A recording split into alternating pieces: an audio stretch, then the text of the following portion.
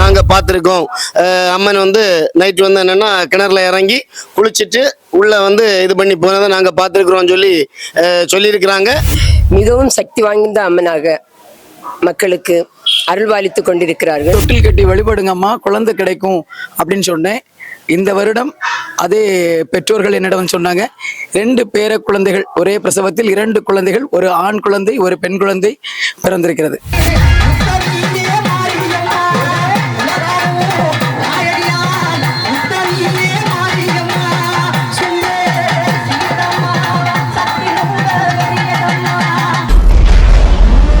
தென்னாடுடைய சிவனே போற்றி, எந்நாட்டவர்க்கும் இறைவா போற்றி. அறிவோம். கொன்னக்குழி விளைவூரில் அருள்பாலித்துக் கொண்டிருக்கும் அருள்மிகு ஸ்ரீ பத்திரகாளி அம்மன் மிகவும் சக்தி வாய்ந்த அம்மனாக மக்களுக்கு அருள்பாலித்துக் கொண்டிருக்கிறார்கள்.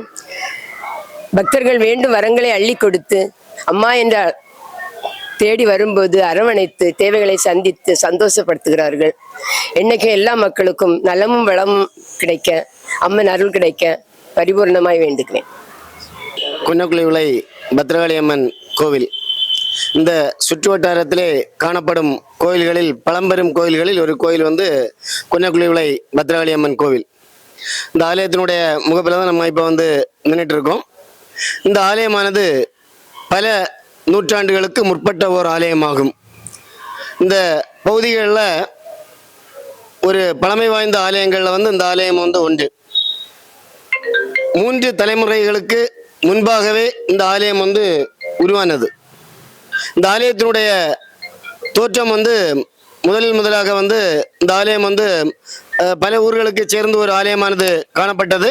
அதிலிருந்து பிரிந்து இந்த ஆலயத்தை வந்து தனியாக வந்து இந்த ஊர் பகுதியினுடைய மக்கள் ஆரம்பித்தார்கள். இந்த ஊரில் வந்து பத்திரகாளி அம்மன் வந்து மிகவும் வந்து அருள்பாலிக்கக்கூடிய ஒரு தெய்வமாக வந்து காணப்படுறாங்க.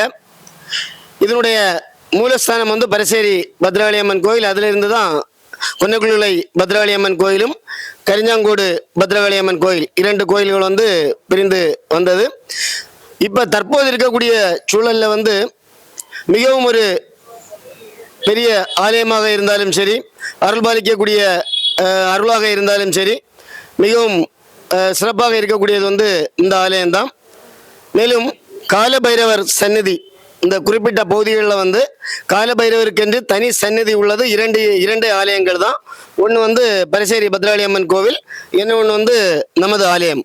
அது வந்து நம்ம மிகவும் வந்து பெருமையான ஒரு விஷயம். அதாவது தேய்பிறை அஷ்டமி அன்று காலபைரவருக்கு வந்து சிறப்பு இது வந்து நடத்தணும்னு சொல்லுவாங்க. பூஜைகள் நடத்த இது பண்ணுவாங்க. நிறைய பகுதிகளிலிருந்து ஒரு சில நபர்கள் வந்து இங்கே வந்து வருகை தருவாங்க. காலபைரவரை தேய்பிறை அஷ்டமிக்கு வருகை தருவாங்க. அதுபோல் வந்து ஆலயத்தில் வந்து குளத்துக்கு பதிலாக வந்து கிணறானது நமக்கு வந்து இருக்குது. அதில் வந்து அம்மன் வந்து இறங்கி குளித்ததை கூட வந்து நிறைய பேர் பார்த்ததாக வந்து செவி வழி செய்திகள் வந்து நிறைய வந்து இருக்குது.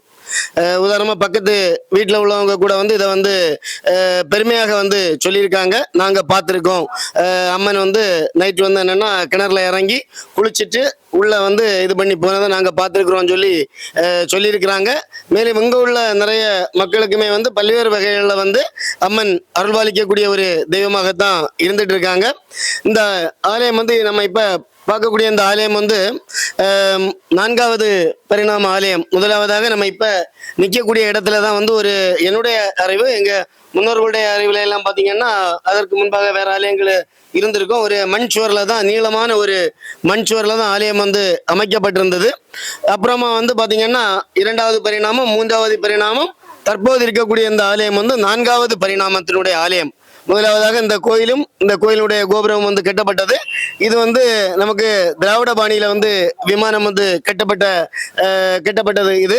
ஆனால் நமக்கு முன்னாடி இருக்கக்கூடிய ராஜகோபுரத்துக்கு வந்து ஒரு சிறப்பு இருக்கு. என்னன்னு பார்த்தீங்கன்னா அது வந்து திராவிட பாணியையும் சாராத்தது, மலையாள பாணியையும் சாராத்தது, ஆரிய பாணியையும் சாராத்தது. ரெண்டு இதுக்கும் வித்தியாசமான ஒரு அமைப்பை கொண்ட ஒரு விமானம் தான் நமக்கு, கோபுரம் தான் நமக்கு ராஜகோபுரம் முன்னாலே இருக்கக்கூடியது. ஏன்னா எல்லாருக்குமே தெரியும் திராவிட பாணியினுடைய ராஜகோபுரமானது இந்த வடிவில் இருக்கும். அதுல வந்து கற்றளி இந்த மாதிரி வந்து நிறைய அம்சங்கள் வந்து அதுல இருக்கும். ஆனா வந்து அதே போல வந்து மேலே அந்த வடக்கு பாணி ஆரிய பாணியில வந்து பாத்தீங்கன்னா பிளைனா இருக்கும், நிறைய சிற்பங்கள் வந்து இருக்காது. ஆனா நம்ம ராஜகோபுரத்தை பாத்தீங்கன்னா இரண்டையும் ஒருங்கமைத்த ஒரு ராஜகோபுரம், ஆரிய பாணியையும் திராவிட பாணியையும் இணைந்து உருவான ஒரு ஒன்றிணைந்து உருவான ஒரு கோபுரம் தான் நம்முடைய ராஜகோபுரம். அது எப்படி அமைஞ்சதுன்னு தெரியாது. ஆனா வந்து ரெண்டு பாணியும் அதுல வந்து சேர்ந்திருக்கிறது இதனுடைய ஒரு மேலும் ஒரு சிறப்பம்சம்.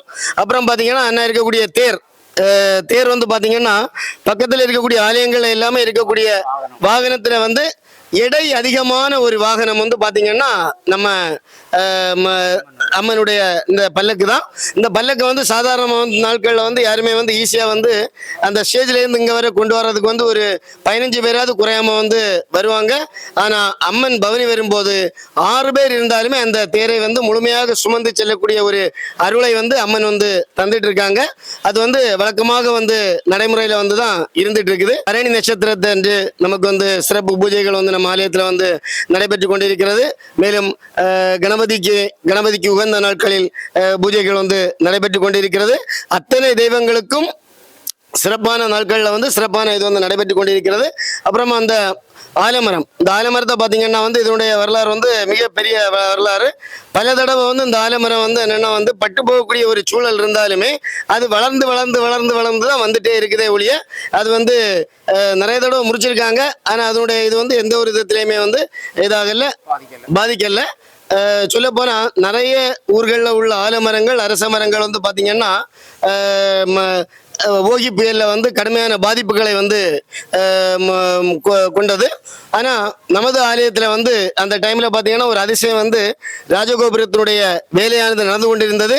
சீட்டு வச்சுதான் என்ன பண்ணியிருந்தோங்கன்னா நாங்க வந்து எல்லாத்தையுமே வந்து கட்டியிருந்தோம். ஆனா எந்த ஒரு சேதமும் யாருக்குமே வந்து ஏற்படலை. அது வந்து மிக முக்கியமான ஒன்று. ஓகி புயலின் போது பெரிய பெரிய மரங்கள் வந்து கீழே விழுந்தது, பல ஆலயங்களுடைய மரங்கள் எல்லாம் விழுந்திருக்கு. இங்க வந்து பாத்தீங்கன்னா வெறும் சீட்டு தான், சீட்ல தான் என்ன பண்ணாங்கன்னா லைட்டா கெட்டு கம்பி வச்சுதான் கட்டி வச்சிருந்தோம். ஆனா எந்த சீட்டுமே என்ன பண்ணாங்கன்னா இலகி கீழே விழல. அதே வேளையில வந்து பயங்கரமான புயல் காத்து அடிச்சதுக்கு பிறகுமே வந்து எந்த ஒரு பாதிப்புமே வந்து அந்த ராஜகோபுரத்திற்கோ அல்லது அந்த சீட்டுக்கோ வந்து ஏற்படலை. அது ஒரு மிகப்பெரிய ஒரு அதிசயம். அதை விட முக்கியமான ஒரு இது என்னன்னா, இந்த ஆலயம் வந்து இவ்வளோ பெரிய ஒரு இதை வந்து நம்ம அமைக்கும் போது பொருளாதாரத்தை நீங்க பாத்தீங்கன்னா இருந்த வந்து நம்ம பட்ஜெட்ல இருந்து ஒரு பாயிண்ட் தான் இருந்தது. குறிப்பா சொல்லணும்னா வெறும் 24,000 ரூபாயோடு தான் அந்த பணியை வந்து ஆரம்பிச்சது. ஆனா இன்னைக்கு வந்து பாத்தீங்கன்னா கிட்டத்தட்ட வந்து 30 லட்சத்திற்கும் மேலான ஒரு பணி 24,000 ரூபாய் வச்சு ஆரம்பித்து இன்னைக்கு வந்து மிக சிறப்பான முறையில வந்து நடந்திருக்கு. அதே போல வந்து இன்னொரு அதிசயம் வந்து இந்த ஆலயம் வைக்கும்போது வந்து நடந்தது. என்னன்னா இதுல வந்து கம்பி வந்து இது பண்ணி போட்டிருந்தாங்க. பணி வந்து நடைபெறாம கொஞ்ச நாள் அப்படியே இருந்தது. திடீர்னு வந்து ஒரு நாள் ஒரு பாம்பு வந்து என்னன்னா அந்த கம்பியில வந்து பார்த்தாங்க. பார்த்ததுக்கு அப்புறமா தான் அந்த பணியை வந்து என்னன்னா விரைந்து ஆரம்பிச்சாங்க. அதே போல பல்வேறு அதிசயங்கள் வந்து இந்த ஆலயத்திலே வந்து நடைபெற்று இருக்கிறது. நமது ஆமா, அதே போல வந்து கிணறு வந்து பாத்தீங்கன்னா அபிஷேகத்திற்காக நாங்க வந்து பயன்படுத்துறது வந்து இந்த தண்ணியை தான் நாங்க வந்து பயன்படுத்துவோம். ஆரம்ப காலகட்டத்தில் வந்து நாங்க எல்லாம் வந்து பாத்தீங்கன்னா பயங்கரமான உப்பு தண்ணி பயங்கரமாக சவுக்களிக்கக்கூடிய தண்ணி. அப்போ வந்து ரொம்ப மோசமான ஒரு நிலைமையில வந்து கிணறு காணப்பட்டது. தண்ணி ஊறவே இல்லை ஒரு காலகட்டத்தில். இவங்களுக்கு தெரியும், சித்தப்பா தான், இவங்க என்ன பண்ணுவாங்கன்னா வீட்டில இருந்து தண்ணி குடத்துல தான் தண்ணி ஒரு 2 குடம் கொண்டு வருவாங்க. அதை வச்சுதான் கோயிலில் உள்ள இதெல்லாமே வந்து நம்ம பண்ணிட்டு இருந்தோம். ஆனா திடீர்னு பாத்தீங்கன்னா கோயில் வந்து நம்ம வைக்கிறதுக்கு வந்து ஒரு பிளான் பண்ணும்போது திடீர்னு வந்து ஒரு தூர்வாரதுக்கான ஒரு பணி வந்து நடைபெற்றது. தூர்வாரினதுக்கு பிறகு சுத்தமான ஒரு தண்ணீர். நிறைய பேர் சொன்னாங்க தூர்வாரதுக்கு யாராவது உள்ள இறங்குனா வெளியே வர்றது கஷ்டம் அப்படின்ட்டு சொன்னாங்க. ஏன்னா விஷவாயு தாக்கிறோம் அப்படி இப்படின்னு சொல்லி தூர்வாருவதற்கே முடியாது அதனால வந்து யாருமே இறங்காதீங்க அப்படின்ட்டு வந்து கடுமையான தடங்கல்கள் இருந்தது. நிறைய பேர் பயந்து இறங்கவே இல்லை. இருந்தாலுமே தூர்வாரப்பட்டதுக்கு பிறகு நல்ல தண்ணீர் இன்னைக்கு வந்து அதை தான் நாங்கள் குடிச்சிட்டு இருக்கோம், அதான் பயன்படுத்திட்டு இருக்கோம். நாங்கள் மட்டுமல்ல, பக்கத்தில் உள்ள எல்லா மக்களும் வந்து அந்த நீரை தான் இன்னைக்கு சமையலுக்கும் அவர்களுடைய குடிநீர் தேவைகளுக்கும் வந்து பயன்படுத்திட்டு இருக்காங்க. அந்த அளவுக்கு வந்து ஒரு அற்புதமான ஒரு நீரூற்று வந்து இதுல வந்து உருவாச்சு. என்ன ஒண்ணு, அதுக்கு பிறகு வந்து பாத்தீங்கன்னா வத்தவே இல்லை கிணறு. ஃபுல்லாக வந்து பார்த்தீங்கன்னா என்னென்னா பெருமளவு தண்ணீர் வந்து இதில் வந்து தேங்கிட்டே தான் இருக்கும். அந்த அளவுக்கு வந்து கிணறுக்கும் வந்து பெருமை இருக்குது. அத்தனை கோயிலில் உள்ள அத்தனை ஒவ்வொரு இதுக்குமே வந்து ஒவ்வொரு சிறப்பும் ஒவ்வொரு வரலாறும் இருக்குது. ஒரு மிக சிறந்த ஒரு ஆலயமாக வந்து இந்த ஆலயம் வந்து எதிர்காலத்தில் வந்து உருவாகும். இன்னைக்கு வந்து பார்த்தீங்கன்னா பல ஊர்களிலிருந்து பல்வேறு மக்கள் இங்கே வரக்கூடிய ஒரு சூழலை வந்து நம்ம அடிக்கடி பார்க்கக்கூடிய ஒரு சந்தர்ப்பம் இருக்குது. மேலும் இந்த ஆலயம் வந்து சிறப்பான முறையில் வந்து வளரும் என்பது அனைவருடைய நம்பிக்கையாக இருக்கிறது. அதற்கு ஆலய பூஜாரியம் வந்து எல்லோருக்கும் வந்து உற்ற உறுதுணையாக வந்து இருக்கிறாங்க. நன்றி. நான் இந்த கோயிலுக்கு வந்து 3 வருஷம், அதாவது 3வது திருக்குடை விழாவுக்கு இப்போ கால் ஊன்றி இருக்கிறேன். வந்த புதுசில் கொஞ்சம் யாரையும் பழக்கம் கிடையாது. இருந்தாலும் இந்த கோயிலுக்கு நான் வந்ததுக்கு அப்புறமேட்டு இந்த அம்மாவோட அருள் எப்படி இருக்கிறது எனக்கு தெரியும். அவ எப்படி சக்தியா இருக்கிறா அப்படிங்கிறது மெய்பூர்வமாக நான் உணர்ந்திருக்கிறேன். ஏன்னா அந்த கலை பற்றிய உணர்வு சிந்தனையோடு நான் இருக்கக்கூடியவர். அது என்னன்னா, அந்த இசை கலையாகவும் இருக்கட்டும், ஒரு இறை கலையாகவும் இருக்கட்டும், அந்த இறையே கலையாக நான் வந்துட்டு இறைவனிடம் வந்துட்டு எல்லா முறையிலையும் நான் பிரார்த்தனை பண்றது. பாடல் வடிவிலாமல் இருக்கட்டும், அலங்காரம் செய்வதில் இருக்கட்டும், அவகிட்ட என்ன வேண்டுதலை போடுறனோ அந்த வேண்டுதலுக்குள்ள பலன் வந்து உடனே கையில கொடுத்துருவா. என்ன செய்யறியோ, அதாவது நம்ம சொல்லுவாங்க, நம்ம என்ன செலவழிக்கிறோமோ அதை வந்து ஐயோ செலவழிஞ்சிட்டு அப்படின்ட்டு மனசு கஷ்டமே படக்கூடாது. நம்ம என்ன செலவழிக்கிறோமோ அதுக்கு டபுள் மடங்கு அவ தரதுக்குள்ள எல்லா வழியுமே அவ செய்வா. எங்கேயோ இருந்தேன், டவுன்ல இருந்தேன், என்னை இழுத்து கொண்டு கொன்னக்குழி விலைக்கு கொண்டு விட்டுருக்குறாங்க அழகாட்டு. இந்த இடத்துல வந்துட்டு வந்ததுக்கு அப்புறமேட்டு என்னோட முன்னேற்றம் வந்து பார்த்தீங்கன்னா, என்னோட முன்னேற்றம் மட்டும் இல்லாமல் இந்த திருக்கோவிலில் வந்து பிரார்த்தனை பண்ணக்கூடிய அத்துணை அன்பர்களோட விண்ணப்பங்களும் அவ செவி சாய்ச்சிட்டு அவ்வளோ விஷயங்கள் செய்துட்டு இருக்கிறாங்க. இது ஒரு நடந்த ஒரு நிகழ்வு சொல்றேன். போன வருடம் இதே திருக்கோவிலில் வந்து ஒருத்தங்க கிட்ட வந்து சொன்னேன், அவங்களுக்கு குழந்தை பாக்கியம் இல்லை அப்படின்னு சொன்னாங்க. அப்ப நான் அவங்க கிட்ட சொன்னேன், தொட்டில் கட்டி வழிபடுங்கம்மா, குழந்தை கிடைக்கும் அப்படின்னு சொன்னேன். இந்த வருடம் அதே பெற்றோர்கள் என்னிடம் சொன்னாங்க, 2 பேர குழந்தைகள், ஒரே பிரசவத்தில் 2 குழந்தைகள், ஒரு ஆண் குழந்தை ஒரு பெண் குழந்தை பிறந்திருக்கிறது. தொட்டில் கட்டி நாளை மறுநாள் நடக்கக்கூடிய இந்த திருவிழாவில் அவர்கள் அந்த வழிபாடு நேர்த்தி செய்யறதுக்காண்டி வருவாங்க.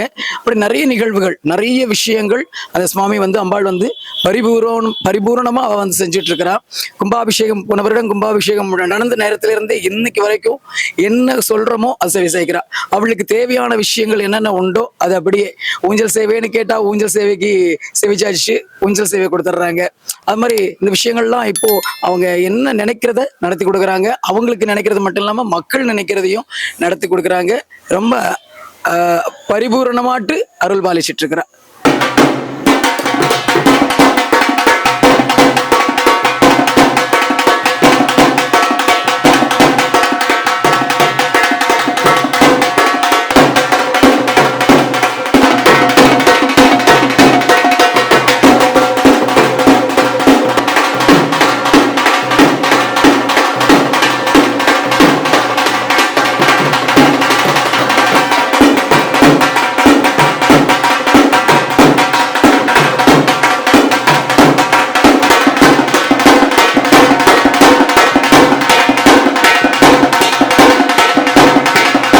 RSA Flash Media YouTube channel like பண்ணுங்க, ஷேர் பண்ணுங்க, கமெண்ட் பண்ணுங்க, சப்ஸ்கிரைப் பண்ணுங்க.